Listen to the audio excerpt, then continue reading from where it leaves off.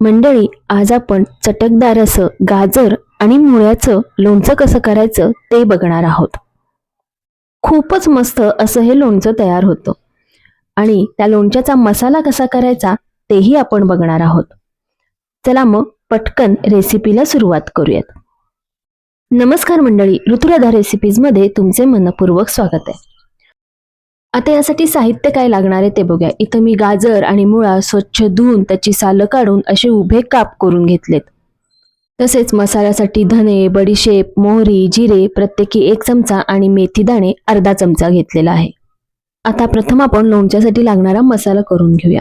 त्यासाठी मी 1 चमचा अख्खे धणे घेतलेत, ते मी भाजून घेते. अगदी थोडेसेच आपल्याला हे मसाले भाजायचे आहेत. त्याच्यानंतर यामध्ये आपण 1 चमचा मोहरी घालायची. गॅस लो फ्लेमवर ठेवून मी एक एक जिन्नस भाजून घेत आहे. त्याच्यानंतर लगेचच आपण यामध्ये 1 चमचा बडीशेप घालूया. बडीशेपमुळं लोणच्याचा मसाला खूप छान होतो आणि लोणच्याला खूप चांगली चव येते.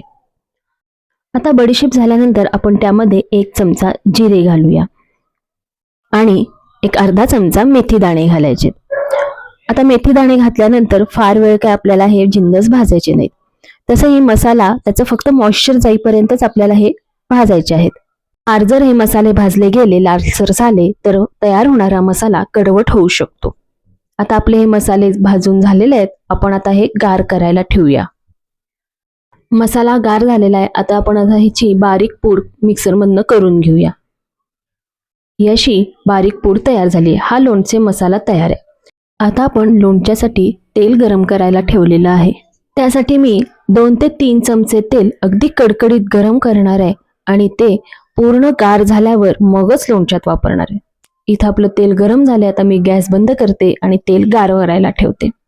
आता एका बाउलमध्ये मी गाजराचे केलेले उभे काप आणि मुळ्याचे केलेले उभे काप घेत आहे. आता ह्या दिवसात गाजर आणि मुळा एकदम छान कोवळा मिळतो, त्यामुळे तयार होणारे लोणचे खूपच छान होते चवीला. आता यामध्ये आपण चवीनुसार मीठ घालूया.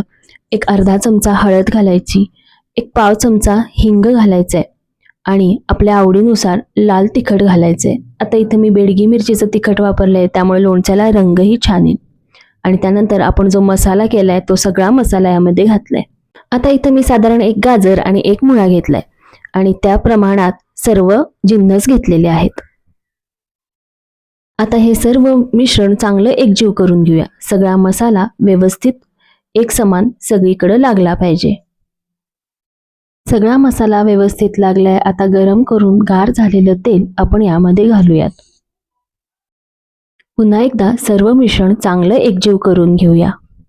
आणि सगळ्यात शेवटी यामध्ये मी 1 लिंबाचा रस घातलेला आहे. त्याच्यानंतर पुन्हा एकदा मी मिश्रण सर्व एकजीव करून घेते आणि हे आपलं चटपटीत चटकदार मस्त चवीचं गाजर आणि मुळ्याचं लोणचं तयार आहे. आपण तयार केलेल्या मसाल्यामुळे या लोणच्याला खूप छान चव येते. मुळा घेताना मात्र फार जून मुळा वापरू नका, कोवळाच मुळा या लोणच्याला वापरावा. हे लोणचे मात्र जास्त टिकत नाही, पटकन संपवावे लागते. तसेही ते इतके चविष्ट होते की लगेचच संपते. मग मंडळी, कशी वाटली ही गाजर मुळ्याची लोणच्याची रेसिपी? आवडली असेल तर व्हिडिओला लाईक आणि कमेंट नक्की करा. आणि मंडळी, स्वतःची काळजी घ्या.